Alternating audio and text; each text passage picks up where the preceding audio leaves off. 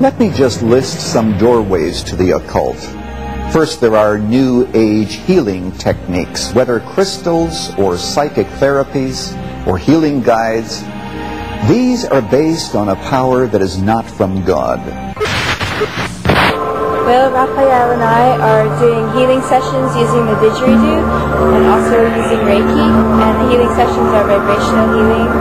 It's based on the concept that the whole universe, everything is built and is created through vibration, through our thoughts, into our voices, into our action. And on that foundation level is where everything begins, and all disease and all discomfort and emotions begin.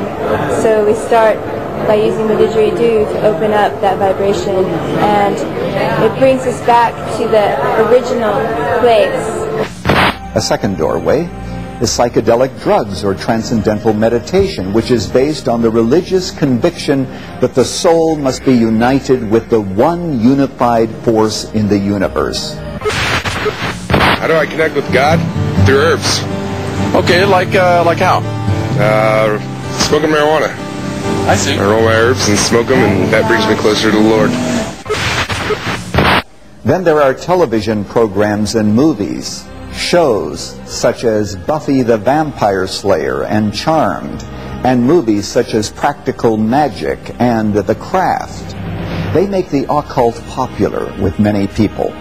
Many attend these kinds of movies to watch these programs, or they may see them on television and they think they are harmless and cute.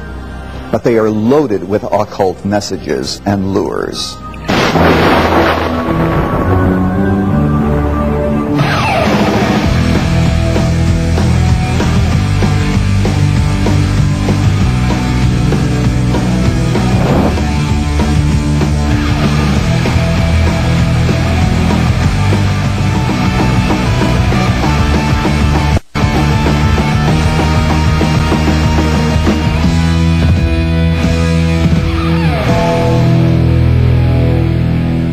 You want something bigger? I want bigger. Bigger.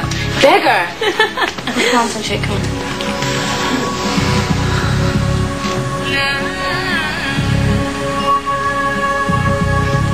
Ready?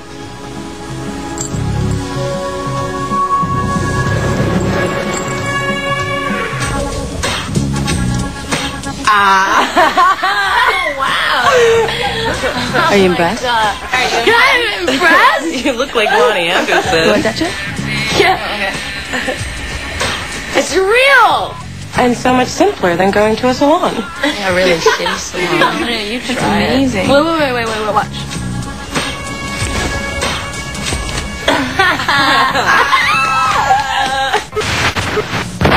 Then there is astrology. The Tower of Babel was destroyed because of astrology. God was angry with the people when they turned to the stars to read their fortunes and futures. But that did not end man's fascination with this occultic practice. Just dial this number for a free psychic hotline reading. We've all seen and heard the ads on television that invite tarot readings. And he has that stubborn streak your father does. Yes! Oh my God, yes! He needs to be shook up a little bit. He doesn't really believe that you're that unhappy. He doesn't really believe you're that frustrated. Yes! So, Yes! Lori, did she hit the nail on the head? Oh, yes. Okay. Oh, bullseye. it's going to work out for the best, and it's going to be fine. What follows are personal testimonies of people whose lives were changed because they spoke to someone who could foresee their fortunes and misfortunes. Their impending romances, perhaps, and vocational opportunities, and thanks to human ingenuity, they were able to take advantage of this hidden knowledge. Aren't you happy that you called Open Horizons? Oh, I sure am. Oh, bless your heart. Oh, wonderful. Okay. A big sigh of relief. But astrology is an abomination because it bypasses God in the search for wisdom. In effect, it is shaking one's fist in the face of the Almighty. Ouija boards, horoscopes, fortune tellers, and other such practices should be avoided because they are appealing snares that lead the unwary into submission to occult phenomena that is controlled by the enemy. Now, what about the Harry Potter series? Perhaps this series is a matter of individual conscience, yet my own quick survey of the material finds that Book 4 especially is dark and violent. Given that witchcraft is given a friendly face throughout, I find it difficult to see how these stories could be beneficial for children. While many parents are thrilled by the prospect of their children taking an interest in reading, other parents and educators view Harry Potter as the latest tool being used to disciple children into the darkest aspects of black magic. Through Harry Potter books and audios, children as young as kindergarten age are being introduced to human sacrifice, the sucking of blood from dead animals, and possession by spirit beings. Set in England, the Harry Potter story begins on Halloween night, with the murder of Harry's parents by the evil Lord Voldemort. Through the sacrificial goddess magic of his mother's love, baby Harry is saved, and his blood is given magical powers. Unable to kill Harry in revenge, Voldemort sears a death curse of a lightning bolt on Harry's forehead. In the real world, thousands of young fans demonstrate their allegiance to Harry by taking the mark of the lightning bolt on their own foreheads. How can we exercise discernment in this world filled with occultism and undefined spirituality? Let us remember that there are only two sources of spiritual power: God and Satan. Whatever is not based on God in the Bible is occultic and sinful. And even small steps, if going in the wrong direction, can eventually lead into Satan's trap. Evil has fascination. The occult can appeal to our lower natures, just like immorality. That is why Paul lists witchcraft as a work of the flesh. The acts of the sinful nature are obvious: sexual immorality, impurity and debauchery, idolatry and witchcraft, hatred, discord, jealousy, fits of rage, selfish ambition, dissensions, factions and envy, drunkenness, orgies and the like. I warn you, as I did before, that those who live like this will not inherit the kingdom of God. Satan will give you what you want as long as you eventually get what he wants.